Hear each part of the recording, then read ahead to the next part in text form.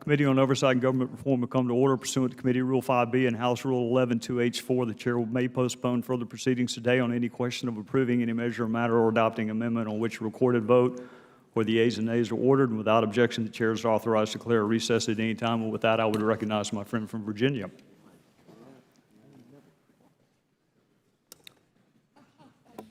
Thank you, Mr. Chairman. And first of all, congratulations on your first markup as chairman, and we look forward to working with you. And I think today's is going to be a smooth process. I also want to, on behalf of the whole committee, welcome our newest member, Jimmy Gomez, to the Oversight Committee. Welcome, Congressman Gomez.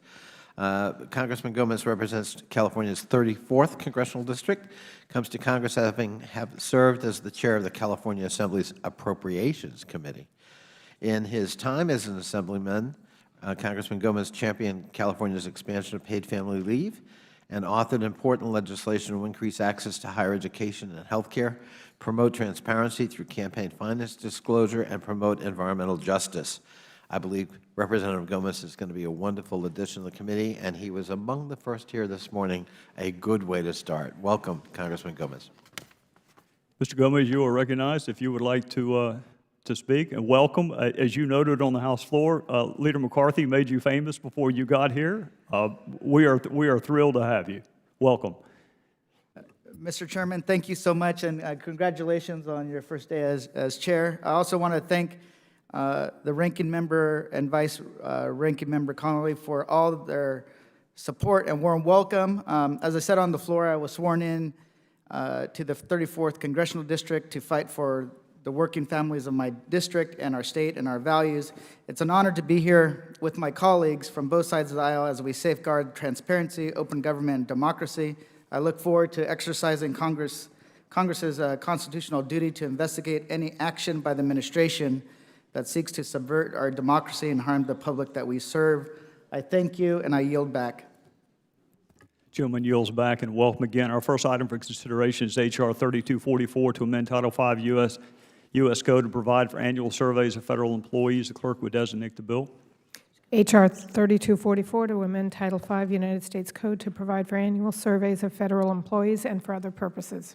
I ask unanimous consent the bill be considered as read and open for a minute at any point without objection. So ordered. It's my understanding the gentleman from North Carolina, Mr. Meadows, will offer an amendment in the nature of a substitute to the bill.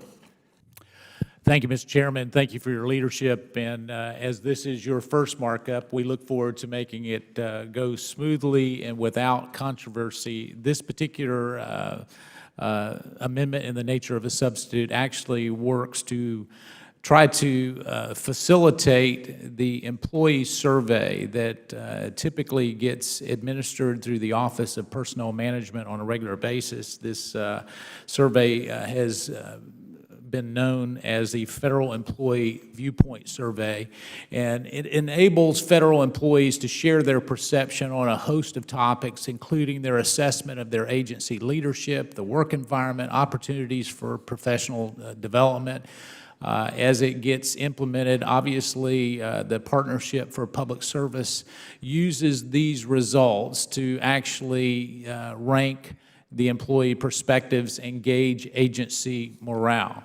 As the agency responsible for overseeing the federal workforce, the Office of Personnel Management has assumed this responsibility for administering the survey for a vast majority of the federal government. In administering this survey, they actually write the questions to be asked to all federal employees, which allows for a comparison across the government. Last year, however, in this very room, we heard testimony from OPM that they had indeed issued a rule removing many of the current survey questions from the regulations implementing the survey.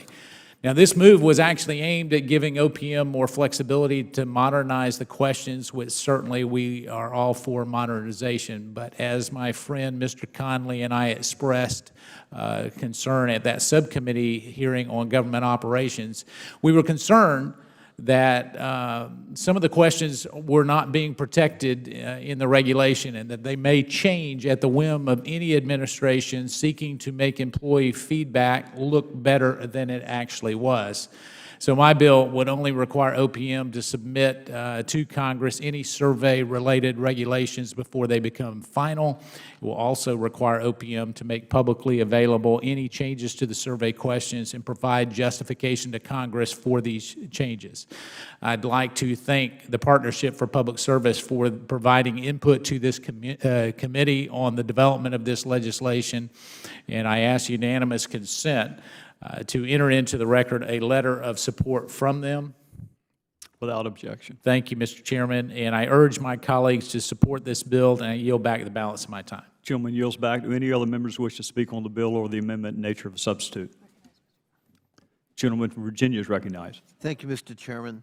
And I want to thank my subcommittee chairman, Mr. Meadows, and my friend Representative Heiss for their leadership and for working together with me on H.R. 3244, of which I'm a proud original co-sponsor. Since 2015, Representative Meadows and I have held annual subcommittee hearings on the Federal Employee Viewpoint Survey and the Partnership for Public Services Best Places in the Federal Government Rankings, which rely on the survey. We both believe that the morale and engagement of Federal employees is critical to ensuring an efficient and productive Federal government, because studies have shown that an engaged workforce is a productive workforce. One important measure of employee engagement is the Federal Employee Viewpoint Survey. Our bill is a response to a December 2016 final rule published by the Office of Personnel Management that reduced the number of required questions in the Federal Employee Viewpoint Survey.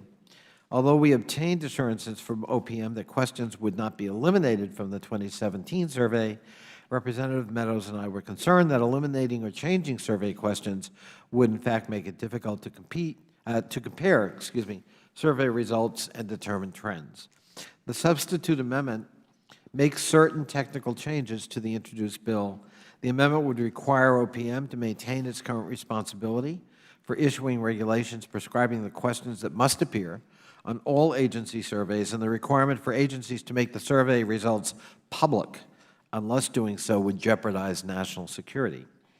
It would also require OPM to submit any survey-related regulation to this committee and the Senate Committee on Homeland Security and Governmental Affairs 60 days before its issuance. This amendment would enhance this committee's oversight of OPM's administration of the survey with a view toward preserving the ability to analyze historic trends. The only other improvement I would suggest is for us to obtain data on agency use of incentives to encourage employees to participate in the survey. I'll be offering an amendment to the substitute when you call for it, Mr. Chairman. I believe it's been acceptable on your side, and I urge my colleagues to support both amendments. Thank you. Gentleman yields back. Do any other members wish to speak on the bill or the amendment in nature of a substitute? We're now ready to start the amendment process. Are there any amendments to the amendment in the nature of a substitute? Gentleman from Virginia is recognized. Thank you, Mr. Chairman. I have an amendment to the substitute amendment at the desk. Clerk will designate the amendment. Amendment to the amendment in the nature of a substitute to H.R. 3244, offered by Mr. Connolly of Virginia. Gentleman from Virginia, Mr. Connolly, is recognized for 5 minutes to explain the amendment. Without objection, the amendment is considered read. I thank the Chair. Some agencies have used various kinds of incentives to encourage Federal employees to participate in the Federal Employee Viewpoint Survey. These incentives have included Starbucks gift cards, free lunches, and some amount of paid leave. I think it's important to encourage greater participation in the survey, but I understand that some stakeholders have expressed concern that those incentives could actually influence employee survey responses. That's a valid concern, if true, and my amendment would require the Government Accountability Office to study that issue and report back to this committee. GAO would be required to study the kinds of incentives agencies use to offer employees to participate in annual surveys and the impact, possibly, of such incentives on those employees and their responses. To help GAO in gathering this data, agencies would be required to report to the OPM on their use of incentives as part of the annual survey process. The amendment would provide additional transparency to the survey. It's been cleared on both sides of this committee, and I urge my colleagues to accept it. I yield back. Gentleman yields back. Is there further discussion on the amendment? Gentleman from North Carolina is recognized. Thank you, Mr. Chairman. I just want to encourage all my colleagues to support the gentleman from Virginia's amendment. He and I have actually been working very closely, and I want to just give him a sincere compliment. Representing a district that perhaps has fewer federal employees, far fewer than his district, has been able to help me understand more completely and fully the importance not only of this survey, but of valuing our federal workforce. And so I would strongly urge my colleagues to support this amendment to the amendment. I yield back. Gentleman yields back. Are there other members who wish to be heard? The question is now on the amendment to the amendment in the nature of a substitute offered by Mr. Connolly. Those in favor signify by saying aye. Aye. Those opposed, no. Opinion of the chair, the ayes have it. The amendment is agreed to. Are there further amendments to the amendment in the nature of a substitute? Not. The question is now on the amendment in the nature of a substitute as amended offered by Mr. Meadows. All those in favor signify by saying aye. Aye. Those opposed, no. Opinion of the chair, the ayes have it. The amendment is agreed to.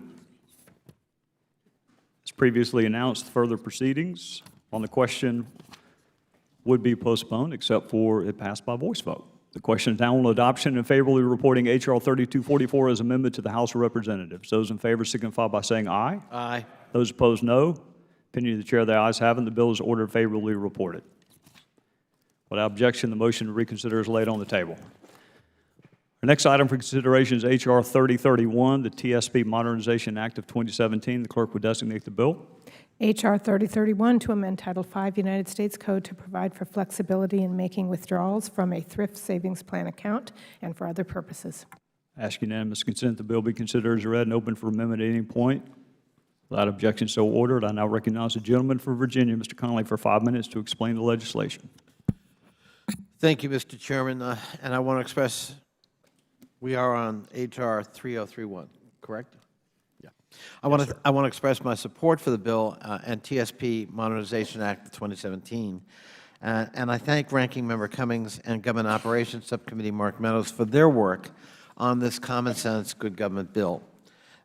This bill was a bipartisan bill introduced to make the federal government's thrift savings plan more closely aligned with private sector best practices and allow TSP participants more flexible withdrawal options. In 2013, the Federal Retirement Investment Thrift Board found that employees who separated from federal service transferred $9 billion out of TSP to other financial institutions. Why did they do this? Because private sector 401k plans provided more flexibility, and TSP participants wanted more options for withdrawing money in case they needed it. A 2014 survey of TSP participants who withdrew funds showed that more than 50% reported that they would like more flexibility to withdraw the funds to address life events. Current law limits participants to only one withdrawal from their TSP account while in federal service. And participants who make this type of age-based withdrawal cannot take another partial withdrawal once they separate from service. Similarly, participants who are separated from federal service and who have not made a prior age-based withdrawal are restricted to making only one partial separation withdrawal. H.R. 3031 would eliminate those restrictions and allow participants to make multiple age-based and post-separation withdrawals from their TSP accounts. The bill would also allow participants to elect to combine partial withdrawals with an annuity if they chose. It would also eliminate automatic annuities as a default option in the absence of an election by participants. By providing greater withdrawal flexibility, studies show that participants would more likely keep their assets actually in TSP accounts. For example, a study issued by Vanguard in 2013 found that 50% more participants and assets remain in retirement plans when partial distributions are allowed. So they know that's there if they want it. They don't need to withdraw all of their money. Providing more withdrawal options for federal employees and retirees in TSP may help their financial security, since administrative fees for the TSP are much lower than fees normally charged by other financial institutions. Mr. Chairman, I ask unanimous consent to enter letters of support submitted by the National Active and Retired Federal Employees Association, NARF, the American Federation of Government Employees, and the National Treasury Employees Union in support of this bill. Without Thank you, and I objection. yield back. Gentleman yields back. Chair will now recognize the gentleman from North Carolina, Mr. Meadows, for 5 minutes for a statement on the bill.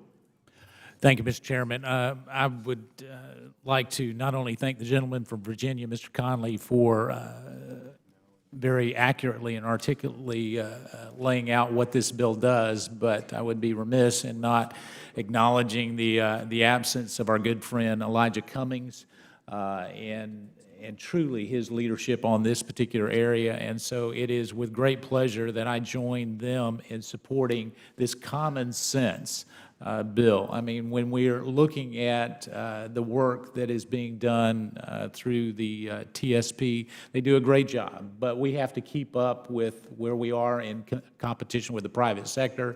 I think that this particular bill will not only be welcome to our federal employees, but also will allow for more dollars to stay in the TSP program, providing more continuity and more benefit for our federal workforce. It is widely supported. This bill also enjoys the support of both the federal employees groups and the Federal Retirement Thrift Investment Board. And I ask unanimous consent to enter the record of their support from the board. Without objection. And so I urge all my colleagues to support this particular effort. I think it sends a good message to our federal employees that we do care about what is happening to them. And with that, I yield back the balance of my time. Gentleman from North Carolina yields back. Do any other members wish to speak on the bill? Gentlelady from the District of Columbia. Mr. Chairman, none of the leaders of this bill told us what was the reason for the single withdrawal in the first place. I suspect that whoever drew the bill thought they were protecting federal employees from themselves. I applaud this change. Perhaps they were afraid, perhaps what it led to, particularly in light of what you discovered, was over-withdrawing so that you'd have funds when you needed them. Look, we're in an age of tiny increases in what federal employees receive. And that it has been that way now for some years, and we're in a period when wages are even more of a problem than jobs. People's wages aren't going up. I read a statistic just today that said that half of the American people, if they had to come up with $500, could not do so today. There's a lot to do with wages and with income. I fear that some of those may be federal employees, and I strongly support this amendment, which gives people the autonomy to decide when to withdraw and how much to withdraw. And I thank both of you for your work on this bill. Gentlelady yields back. Do any other members wish to speak? We're now ready to start the amendment process. Are there any amendments to the bill? If none, the question is now on adoption and favorably reporting H.R. 3031 to the House of Representatives. Those in favor signify by saying aye. Aye. Those opposed, no. Opinion of the chair, the ayes have it. The bill is ordered favorably reported. Without objection, the motion to reconsider is laid upon the table. Mr. Chairman, Yes, sir. I would just ask unanimous consent that I be listed on the bill as an original co-sponsor after Mr. Cummings. Without objection. I thank the chair. Yes, sir. Our next item for consideration is H.R. 378, the Bonuses for Cost Cutters Act of 2017. The clerk will designate the bill. H.R. 378, to amend Title V United States Code to enhance the authority under which federal agencies may pay cash awards to employees for making cost savings disclosures and for other purposes. Ask unanimous consent the bill be considered as read and open for amendment at any point without objection. So ordered. It is my understanding the gentleman from Tennessee, Mr. Duncan, will offer an amendment in the nature of a substitute to the bill. Without objection, we will call up the amendment in the nature of a substitute, and I will recognize Mr. Duncan to give one statement on both the amendment in the nature of the substitute and the underlying bill. With that, the clerk will designate the amendment. Well, thank you very much. Excuse me. Amendment in the nature of a substitute to H.R. 378, offered by Mr. Duncan of Tennessee. I now recognize Mr. Duncan for 5 minutes for a statement on the legislation and the amendment in the nature of a substitute. Well, thank you very much, Mr. Chairman, and I'll be very brief. I'm basically here representing my Tennessee colleague. Representative Chuck Flashman, who introduced this H.R. 378, the Bonuses for Cost Cutters Act of 2017. H.R. 378 permits agencies to award employees up to $20,000 for the disclosure of unnecessary expenses, an increase from the present limit of $10,000. I've been very interested in this for a long time. In 1993, I sponsored a bill that was assigned to what was then the House Committee on Government Operations. My bill would have authorized the heads of federal agencies to use up to 50% of unobligated funds for bonuses to personnel who found and reported waste, fraud, and abuse, or if an agency was able to save money in some way, because I'd heard so many stories about departments or agencies spending about 60 or 70% of their money in their first 11 months and then trying to spend very quickly, almost in many ways very wastefully, to spend the last, in that last month so their budgets wouldn't be cut. At that time, we were in the minority, and there was not a lot of interest in that bill. But this is, as I say, a variation of that bill, and I think it's a good bill. And so I urge support for this, and I appreciate the contributions that have been made, the thoughtful feedback from the minority, and also the co-sponsorship of our colleague, Congressman Cooper from Tennessee. And I yield back. Chairman yields back. Now recognize the gentleman from Virginia, Mr. Connolly, for any statement on the bill or the amendment in the nature of a substitute. I thank the chair. I'm a strong supporter of initiatives that increase efficiency and reduce waste in the federal government, and I believe this bill does that. Our federal government does important work, from protecting our national security to ensuring that the water we drink is safe, the air is clean, and to caring for our nation's veterans.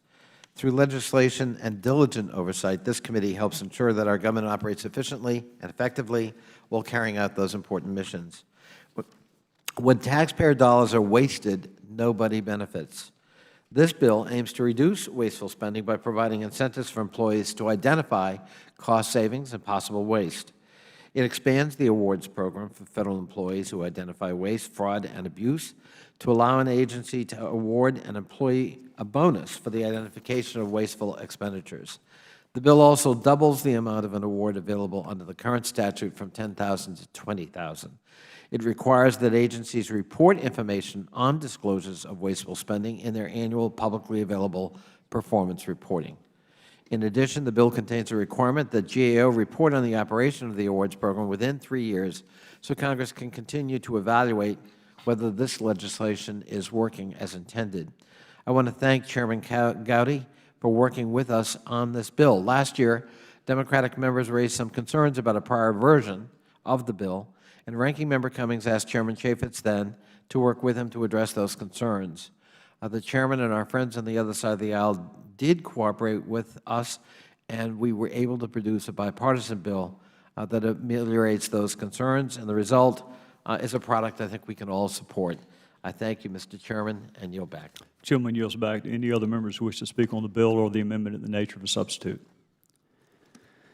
We're now ready to start the amendment process. Are there any amendments to the amendment in the nature of a substitute? If not, the question is now on the amendment in the nature of a substitute offered by Mr. Duncan. Those in favor signify by saying aye. Aye. Those opposed, no. Opinion of the chair, the ayes have it. The amendment is agreed to.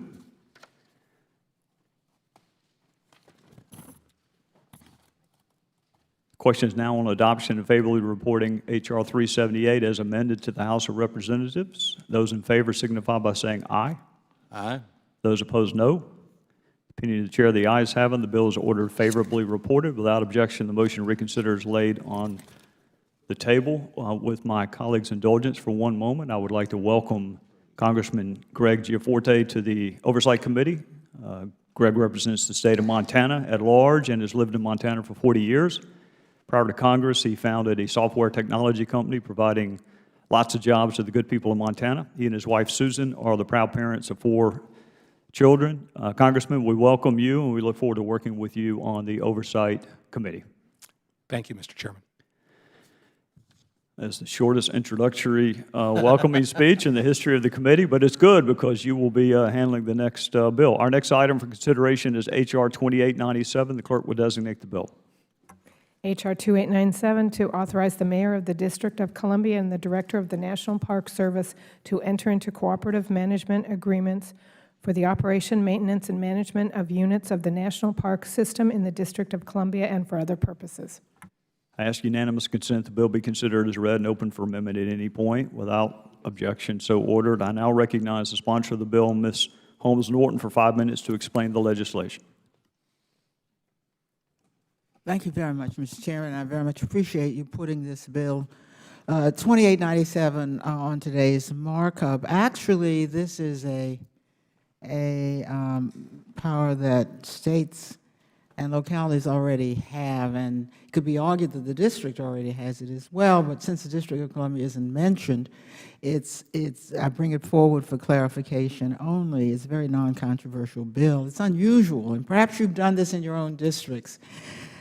These are called cooperative management agreements. It allows the states and localities, often that have Park Service land in their district, to enter in agreements so that when the Park Service, one of the most underfunded agencies in the United States, isn't moving to do what you want to be done to park land, you can use your own local funds to do the very same thing. That's all that this does. We don't think the district was intentionally left out of this, and indeed it may be included, but I alert you to it because members may want to do the same thing. The city wants to enter into cooperative management agreements with the National Park Service for a very special reason. When you see these beautiful parks throughout the District of Columbia, including downtown, the District of Columbia, and downtown as you pass by, those are owned not by the District of Columbia, as most land in the District of Columbia is, but those are parks that are owned by the National Park Service. There is one, and this is the one we'd like to begin with, Franklin Park, right in the middle of town, but it has seen many better days. Our district, our business community wants to work with us, our downtown business community, in order to put amenities in this park like foods and gardens and services. We'd love to have this happen. Park Service isn't able to do this on its budget, and the district would work with our own business community to do it. As a matter of fact, I think many more who live in this region or who visit this region would benefit from what will be added to this park, which is green space in the middle of downtown Washington, if this bill passes. This is really a rare bill because essentially a local jurisdiction is saying to a federal agency, cooperate with us and we'll pay for it. The wheel turns out to be business community, but it's a way to take federal land and make the highest and best use of it. Here in the District of Columbia, we're a big city. It does matter that all of this green space be used, and I ask for your votes on this bill. Gentlelady yields back. We'll now recognize the gentleman from Montana, Mr. Gianforte, for 5 minutes for a statement on the bill. Okay, thank you, Mr. Chairman. And H.R. 2897 will allow the District of Columbia to work with the National Park Service to rehabilitate the parks, and in particular, Franklin Square Park. The district has over 7,000 acres of open space and parks that require maintenance, upkeep, and enhancements due to age. Ownership of this immense acreage is split between private entities, the D.C. government, and the National Park Service. This split makes it difficult for the district to make improvements to its open spaces that are in the interest of the city, its residents, and visitors alike. This bill will allow the district and the National Park Service to work together to make our capital's green spaces places where people will spend time. H.R. 2897 provides the necessary authority for the district and the National Park Service to enter into cooperative agreements for the upkeep and maintenance of the parks and these open spaces. The bill will also allow the district to use local funds to maintain and enhance our capital's parks. The DC local government supports this proposal. H.R. 2897 is a good piece of legislation that responds to the needs of the nation's capital, and I urge my colleagues to support this bill. And Mr. Chairman, I yield back. Gentleman yields back. Do any other members wish to speak on the bill? Mr. Chairman, Gentleman from Virginia. I thank you. I want to thank our newest colleague from Antenna. Welcome to the committee, and thank him for his first act, a bipartisan act. The bill is a win-win for the federal government and the District of Columbia, and we want to make it crystal clear they can enter into cooperative arrangements. A word of caution. At the end of the day, however, local governments, state governments can't be a substitute for federal responsibility. We have an $11.3 billion backlog in maintenance funds and deferred maintenance by the National Park Service, and sooner or later this Congress is going to have to tackle that. In the interim, however, agreements such as this can allow spot projects, specific targeted parks, to be improved with the cooperation of the local authorities. It's a good bill, and I urge my colleagues to support it. I yield back. Gentleman yields back. Do any other members wish to be heard? We're now ready to start the amendment process. Are there any amendments to the bill? If none, the question is now on adoption and favorably reporting H.R. 2897 to the House of Representatives. Those in favor signify by saying aye. Aye. Those opposed, no. The opinion of the chair, the ayes have it, and the bill is ordered favorably reported without objection. The motion to reconsider is laid on the table. Our next item for consideration is H.R. 3210, Securely Expediting Clearances Through Reporting Transparency Act of 2017. The clerk will designate the bill. H.R. 3210, to require the Director of the National Background Investigations Bureau to submit a report on the backlog of personnel security clearance investigations and for other purposes. I ask unanimous consent the bill be considered as read and open for amendment at any point. Without objection, so ordered. I now recognize the gentleman from Florida, Mr. DeSantis, for 5 minutes to explain the legislation. Thank you, Mr. Chairman. H.R. 3210 is a step toward addressing the security clearance investigation backlog that's plaguing federal agencies and contractors. There are over 500,000 overdue background investigations throughout the federal government. That backlog causes waste as new employees wait for their clearances and increased security risk as reinvestigations of clearance holders are postponed. Fixing the backlog problem requires an understanding of the problem, the size of the backlog, its composition, and its cause.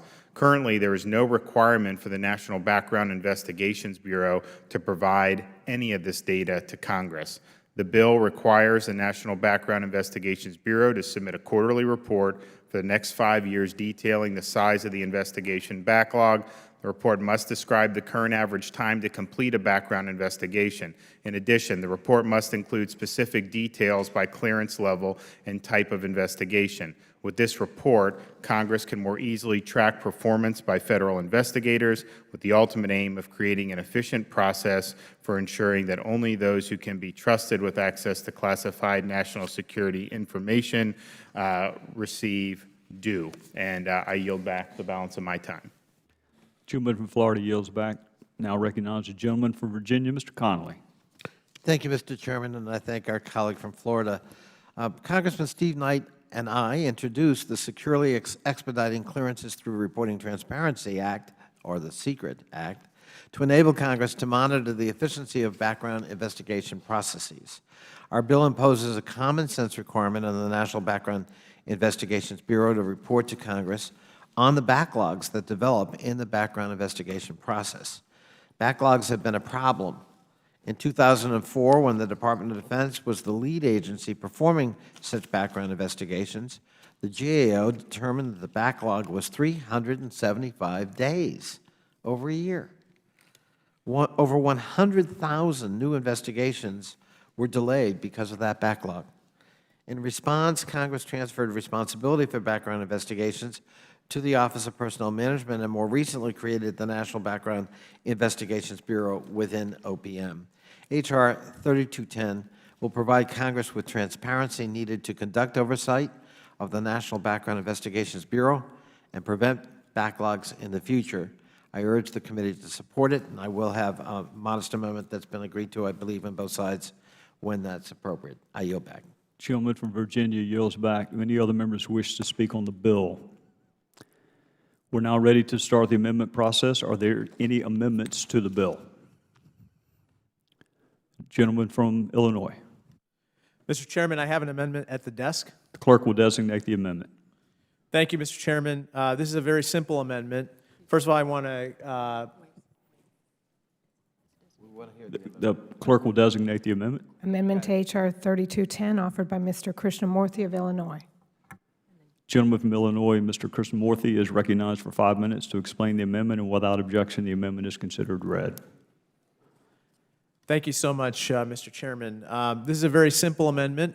It requires the director of the National Background Investigations Bureau to report to Congress on the process for conducting and adjudicating security clearance requests for the Executive Office of the President. It recently came to light that in June 2016, senior members of the Trump campaign, including Donald Trump Jr., Paul Manafort, and current White House senior advisor Jared Kushner, met with a Kremlin-connected Russian lawyer and her associates. Yet more disturbing is the fact that Mr. Kushner neglected to disclose this meeting and other foreign contacts when he initially submitted his SF-86 form to receive security clearance. Later, when he submitted an amended version of this same form, the SF-86, he again failed to include this meeting. Only on June 21st, 2 days before he was scheduled to have an interview with the FBI regarding a permanent security clearance, did he finally disclose this meeting. While we are still learning the full extent of Russian interference in Western democracies, it is incumbent upon us as members of Congress to ensure that those with access to the most sensitive information are thoroughly vetted. My amendment would fulfill this duty by directing the director of the National Background Investigations Bureau to include in his report to Congress the process by which personnel of the Executive Office of the President are able to seek and obtain a security clearance. The only way for Congress to fix this problem is for members to understand its full extent. We must ensure that all personnel in the U.S. government, regardless of administration or office, will be thoroughly vetted and will not pose a threat to our national security. I urge my colleagues to support this amendment. I thank Mr. DeSantis for introducing this bill, and I yield back the balance of my time. Gentleman from Illinois yields back. The chair supports the text of the underlying amendment, if not the dicta that went along with the text of the underlying amendment. Are there others who wish to discuss the amendment? Chairman? Gentlelady from the Virgin Islands. Thank you very much. Mr. Chair, I support the amendment offered by our colleague, Mr. Krishnamurthy, to H.R. 3210. And, you know, as we look back, and we had a hearing in February of 2017 of this year, and at that time, I asked the director of the National Background Investigations Bureau whether he knew whether or not any senior White House staffers who have access to sensitive material are under criminal investigation. At that time, he answered that he could not answer the question. We, as a committee, do not have basic information about who the decision maker is for the White House security clearances or how that person is making those decisions. In fact, we've had bipartisan support for those requests in the past, where our chairman at the time, Chairman Chaffetz, in that same hearing specifically asked OPM to get back to us with the request for that answer to that information. We sent questions for the record and understand that OPM, as well as the National Background Investigations Bureau, have been unable to answer those basic questions because their response to us has been that they are not involved in the process for the White House staff. We, as a committee, need to know the basic information about the White House's process for granting these security clearances, including how they are vetting their employees, how they conduct the investigations, who makes the final decision on the clearance, what factors they consider, and what their process is for suspending or revoking those clearances. So I think that this amendment will help us to answer these questions, and I hope that everyone on this committee will see the need as well as the efficacy and the support for us having this report for the work that this committee has to do. And I yield back. Thank you. Gentlelady from the Virgin Islands yields back. Do other members wish to be heard? Gentleman's recognized. Mr. Mitchell. Thank you, Mr. Chair. I share your perspective and your concern. I think the committee and Congress should have had an idea, should have had a clear process by which security clearances were conducted for the White House for a long-term period of time, not just this administration. Unfortunately, I think there are times we should step away from the the partisanship and do the bipartisan thing, which is understand what process by which people get clearances, how they override certain concerns, rather than target certain discussions. It makes it much more productive. Mr. Krishnamurthy and I are both freshmen. We've talked about the need to do those types of things. I would have been a lot more comfortable if we just talked about the need that Congress has to understand how people get security clearances in the executive branch, particularly in the White House. It should have been done last administration. It should have been done for many administrations. I support the amendment, but would suggest we move on from the ongoing discussion of which nation we're concerned about today and be concerned about how we manage our government. On that, I yield back. Thank you, Mr. Chair. Gentleman yields back. May I respond? Sure. Gentleman's recognized. Thank you, Mr. Chairman, and thank you so much for your comments, the gentleman from Michigan, Mr. Mitchell. I understand where you're coming from. I think that this particular report should illuminate the security clearance process, regardless of administration, regardless of president, regardless of party. That's not the issue. However, the most recent events illuminate the dire need for why we should be doing this now. And that's the spirit in which those comments are made. And I think we have to get to the bottom of this right now. Thank you. I yield back. Gentleman yields back. Do other members wish to be heard? The gentleman from Maryland, Professor Raskin. Mr. Chairman, thank you so much. I move to strike the last word. As the representative from the 8th Congressional District in Maryland, where we have more than 88,000 federal employees, I've heard from a lot of my constituents with concerns about the security clearance process and the fear, the anxiety that there are disparities in treatment for different people. So I just want to rise in very strong favor of this amendment to say that we need some clarity as to how the process works, and we need some uniformity of treatment so it's fair for everybody going through the process. And with that, I'll yield back, Mr. Chairman. The gentleman from Maryland yields back. Do all the members wish to be heard? Questions now on the amendment offered by Mr. Krishnamurthy. Those in favor signify by saying aye. Those opposed, no. The opinion of the chair, the ayes have it. The amendment is agreed to. Are there any further amendments to the bill? Mr. Chairman, Gentleman from Virginia. I have an amendment at the desk. Clerk will designate the amendment. Amendment to H.R. 3210 offered by Mr. Connolly of Virginia. Gentleman from Virginia, Mr. Connolly, is recognized for 5 minutes to explain the amendment, and without objection, the amendment is considered as read. I thank the chair. This is a simple amendment that would require the National Background Investigations Bureau to report to Congress on duplicative costs. Last year, one small provision of the Defense Authorization Bill asked DOD to develop a plan to take responsibility for conducting background investigations of DOD personnel instead of the National Background Investigations Bureau. The Bureau, however, would continue to perform background investigations for almost all other government agencies. If that plan were implemented, resources and capabilities currently under the direction of the NBIB would have to be duplicated at the Department of Defense. This amendment would simply require that a report be provided to Congress on the cost of those duplicative resources. For Congress to make an informed decision, we need to be aware of who should be responsible for conducting background investigations and what the actual costs are. This amendment would simply provide that information to Congress. I believe it's been cleared again on both sides of the aisle, and I thank the chair and his staff for their cooperation. Gentleman yields back. Is there further discussion on the amendment? Seeing none, the question is now on the amendment offered by Mr. Connolly. Those in favor signify by saying aye. Aye. Those opposed, no. Opinion of the chair, the ayes have it. The amendment is agreed to. Are there further amendments to the bill? Seeing none, the question is now on adoption and favorably reporting H.R. 3210 as amendment to the House of Representatives.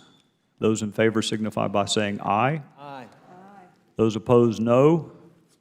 Opinion of the chair, the ayes have it. The bill is ordered favorably reported. Without objection, the motion to reconsider is laid on the table.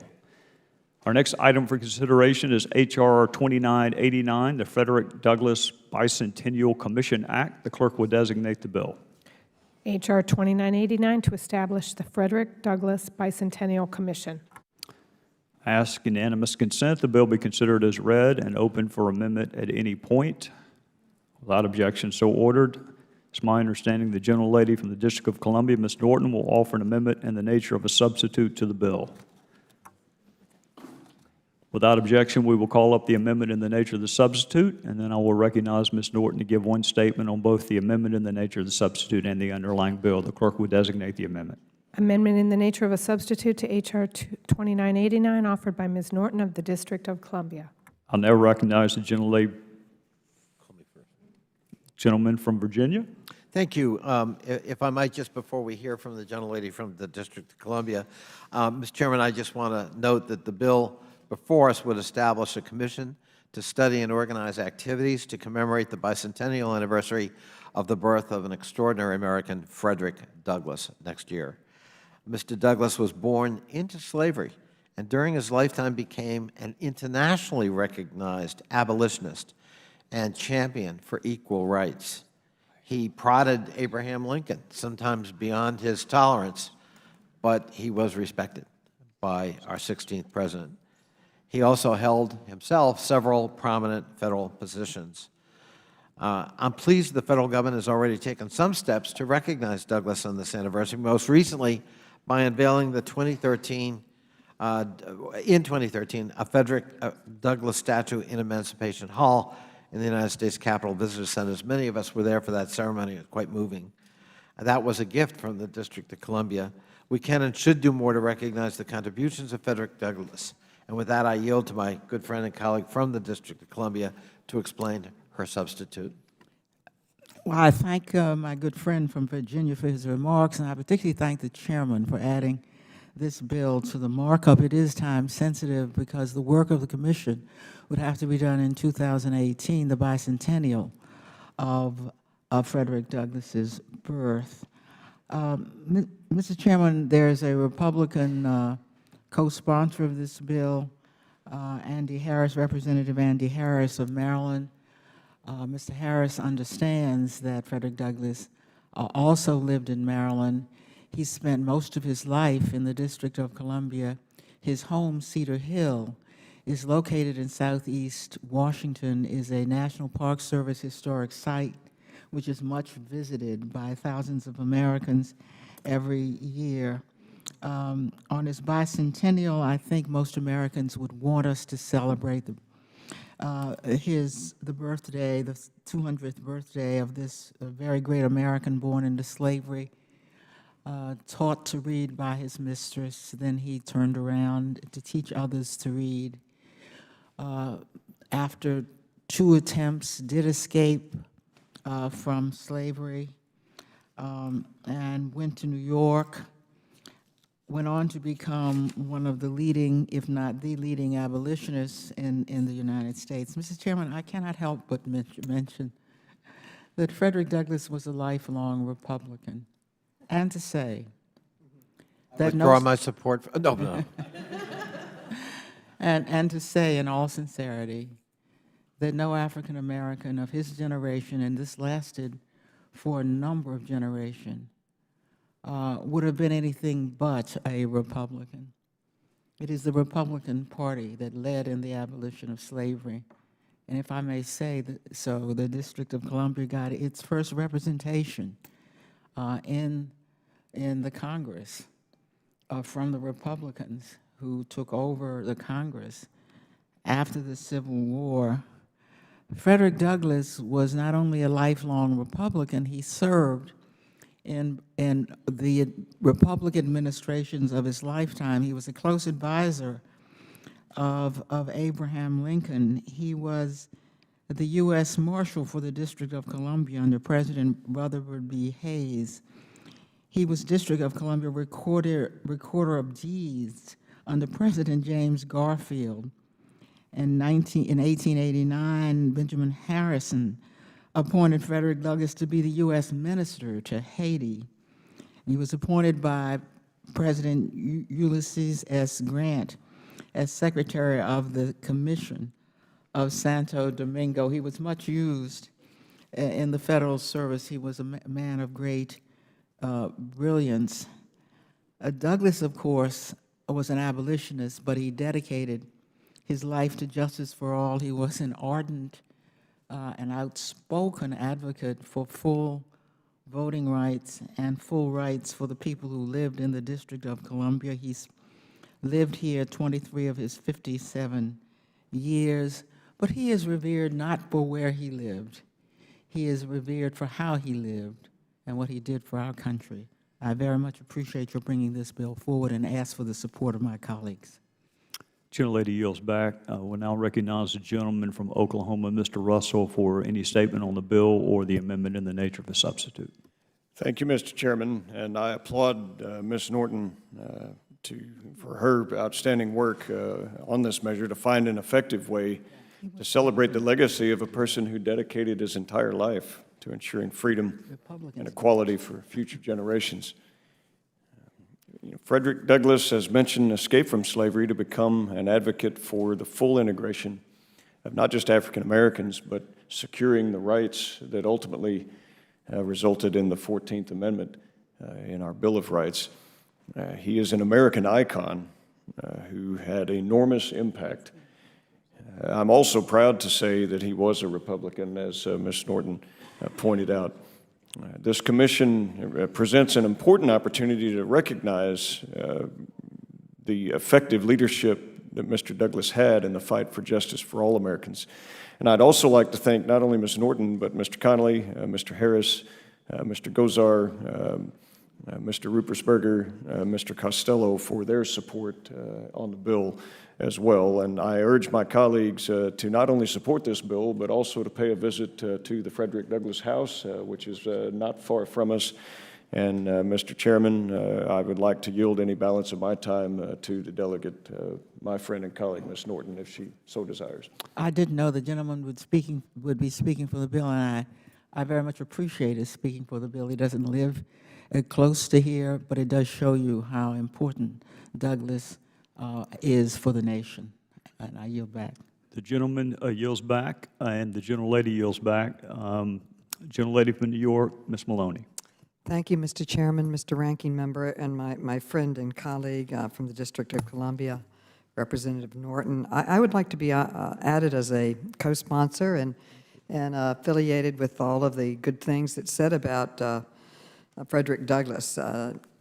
He, as an abolitionist, went to London, and he met Lucretia Mott and Elizabeth Cady Stanton, who are from the great state of New York, and they became great friends. And he came back to Seneca Falls and became one of the leaders, not only of the abolitionist movement, but also the right to empower women with the right to vote. He supported their efforts to organize and to work for this right.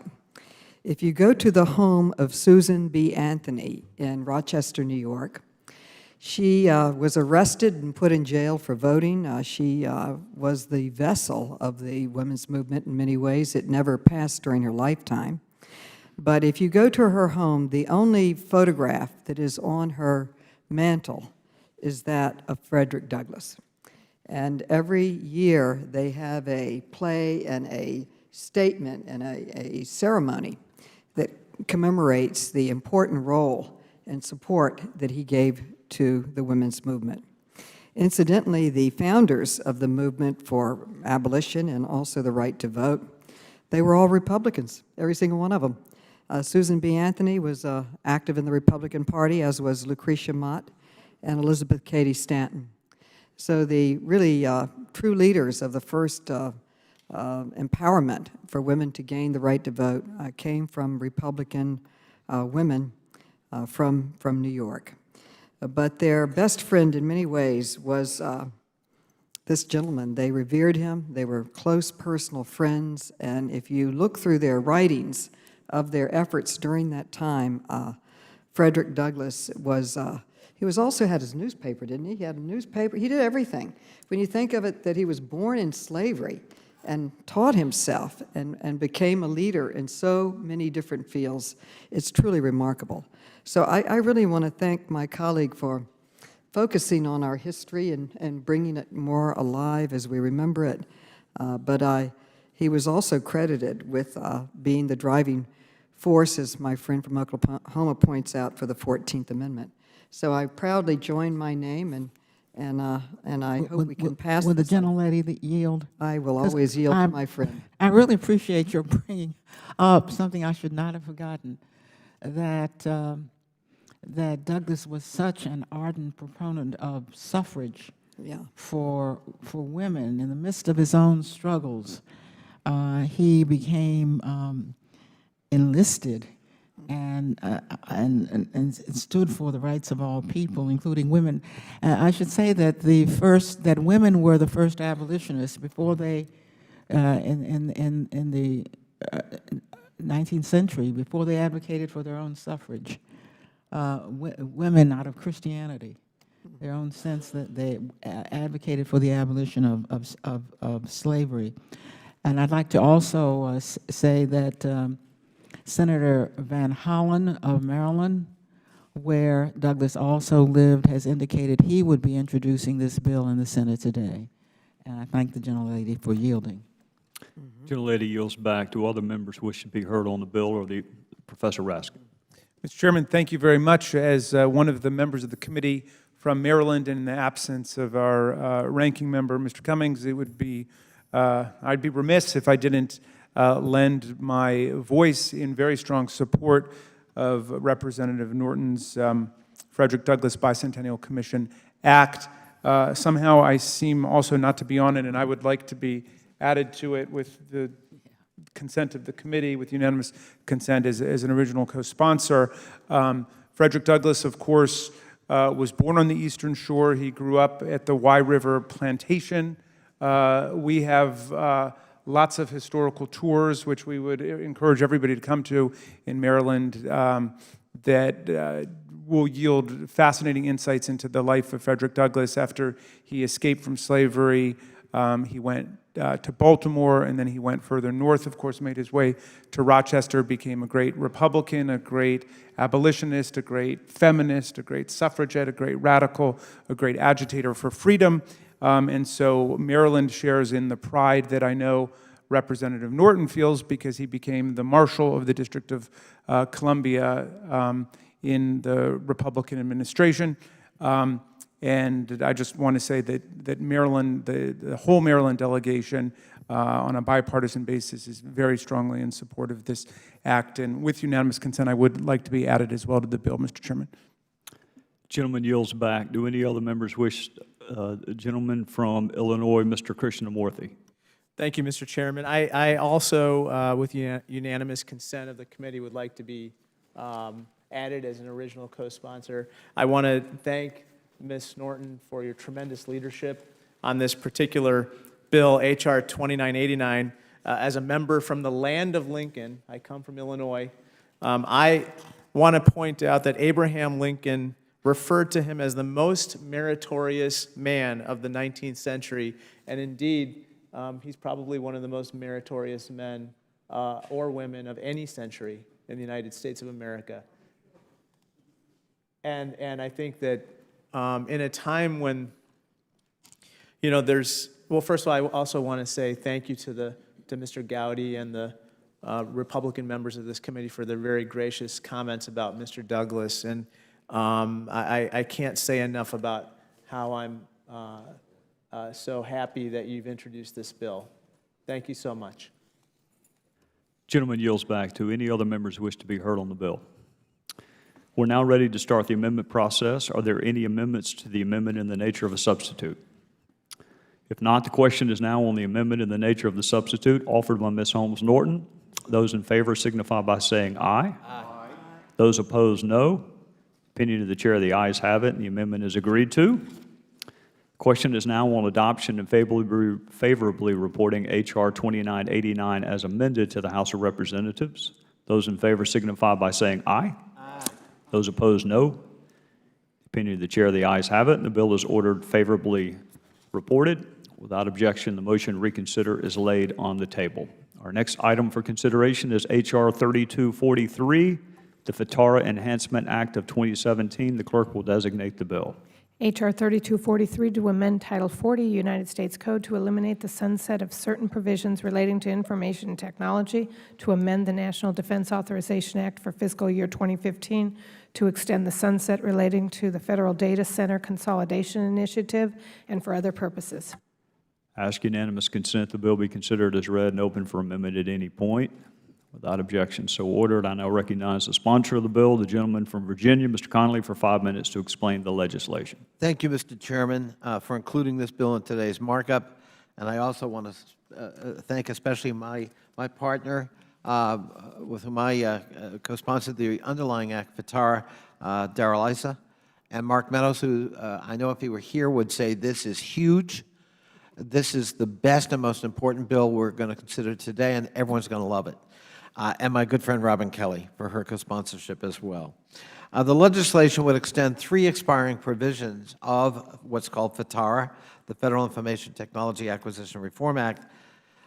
This bipartisan legislation represented the very first major reform of the laws governing federal IT management and procurement since the Clinger-Cohen Act of 1996, and was enacted as a provision of the National Defense Authorization Act for fiscal year 2015, I think after passing the floor of the House 3 times unanimously. When I meet with stakeholders in federal IT from government agencies and industry, I'm constantly reminded why previous major IT reform efforts fell short of their potential. The lack of a robust implementation plan and congressional oversight. Through countless hearings and briefings, close coordination with the Office of Management and Budget and the Government Accountability Office and the Oversight and Government Reform Committee's work on the FITARA scorecard. And I must congratulate our colleague Will Hurd and his ranking member, Robin Kelly, for coordinating with Mark Meadows and myself on the Government Operations Committee. The 2 subcommittees have really, I think, created a bipartisan model I hope can infect other parts of our work. But Congress, through that effort, has clearly indicated our commitment to robust oversight and our determination to make sure that the provisions of FITARA envisioned by Mr. Issa and myself will, in fact, be implemented. In working with GAO and OMB on FITARA implementation, we found that there are areas of the Act that would benefit from an extension of the original sunset dates. These areas include the provisions on federal data center consolidation, transparency and risk management of major IT systems, the IT dashboard and agencies' IT portfolio programs, and resource reviews, also known as portfolio stat. Simply put, the federal data center problem is bigger than we initially thought. We initially thought there were 1,100 data centers. We discovered there ended up being 11,700. In 2009, Vivek Kundra had set a goal of cutting that in half, and our bill cut it in half again. But it wasn't possible once federal agencies actually started auditing themselves and realizing the proliferation of data centers throughout the federal government. And so we need more time to make sure that consolidation occurs and the savings are effectuated. As GAO recommended, we're potentially leaving money on the table when it comes to that consolidation if we allow FITARA's data center reporting and planning requirements to expire in 2018. 23 agencies have reported $656 million collectively in planned savings for fiscal year 2016 through 2018. That's $3.3 billion less than the estimated $4 billion in planned savings for that same time period that GAO originally thought was possible. As of 2017, April of 2017, 23 of 24 agencies have submitted a strategic plan for data center consolidation, but of those 23 plans, only 7 included all of the required information required by this committee and our IT subcommittee. The remaining plans either partially met or did not meet the requirements at all. We need to let agencies know they're not going to run the clock on this committee, this Congress, when it comes to FITARA's transparency and reporting requirements and implementation plans.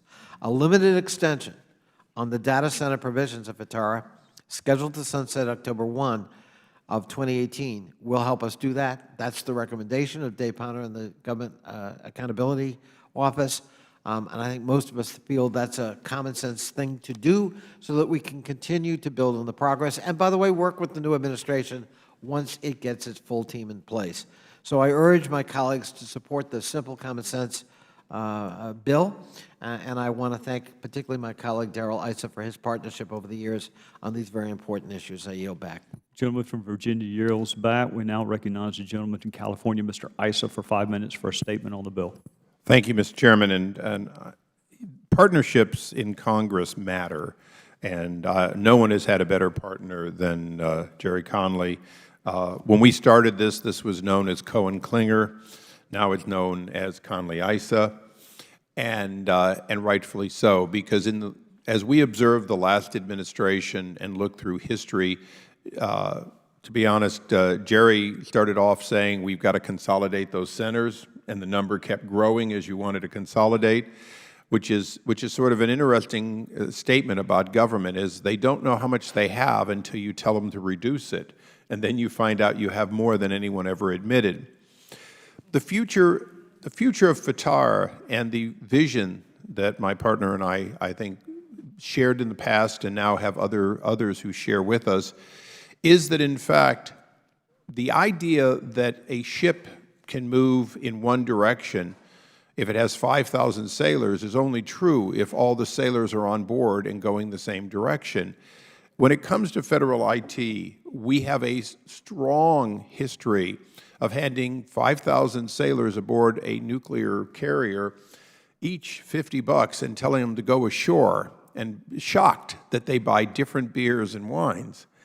The fact is that the teeth that were put in with FITARA and this committee's vigilant oversight and the tools with this extension are going to give us the ability to begin moving IT procurement in a way in which we will no longer be endlessly paying for systems that can't talk to each other to then pay more again so that we can sort of decipher what two different systems are doing. This is not a new problem. When Mr. Conley and I joined this committee a long time ago, it was an old problem. It was a problem when Cohen-Clinger was passed before either of us came to the committee. But it is a problem that we're beginning to address. And Gerry, I want to thank you for the fact that during the last administration, you pushed and prodded and went behind doors to get things done. And together we continue to have to do the same thing with the new administration, and particularly with OMB Director Mulvaney, who we served with, who is a believer, and yet, as you pointed out, does not have a full team yet. And so I look forward to using this as a tool to let those who would slow the process down know that they cannot outlast us. But also, this is a real opportunity to thank you for the fact that we've been working together for so long that they realize that we're not going away. And so, Mr. Chairman, I will urge the quick passage of something that if Gerry and I can agree on it, it could not be controversial, and yield back. Gentleman yields back to Mr. Chairman? Yes, sir. If I could just thank my friend Darrell Issa. He brought a wealth of experience in the private sector to this topic. And when he was chairman, he pushed this bill. And as I said, it took 3 tries. We got it passed out of this committee unanimously. We got it passed on the floor with Mr. Issa's leadership 3 times unanimously, and we finally got it through the Senate by mechanism of the Defense Authorization Bill. Trickery will outdo all of those things. But for his leadership, it wouldn't have become law, and it is a transformative piece of legislation. I salute my colleague and my friend Darrell Issa. Thank you, Mr. Chairman. Gentleman yields back. Do any other members wish to be heard on the bill? We're now ready to start the amendment process. Are there any amendments to the bill? The question is now on adoption and favorably reporting H.R. 3243 to the House of Representatives. Those in favor signify by saying aye. Aye. Those opposed, no. Opinion of the chair, the ayes have it. The bill is ordered favorably reported. Without objection, the motion to reconsider is laid on the table. Without objection, pursuant to Clause 2L of the House Rule 11, members will have 2 days to submit views on the bills considered today. I would also ask unanimous consent. Staff be allowed to make necessary technical and conforming changes to the bills ordered reported today, subject to the approval of the minority. Hearing no objections, it's ordered. If there is no further business, and right before we adjourn, I just want to say thank you to all the members of the committee on both sides for their feedback and their engagement and involvement and patience and cordiality, and especially to the staff of the Oversight Committee as we worked our way towards this markup. And with that, we're adjourned.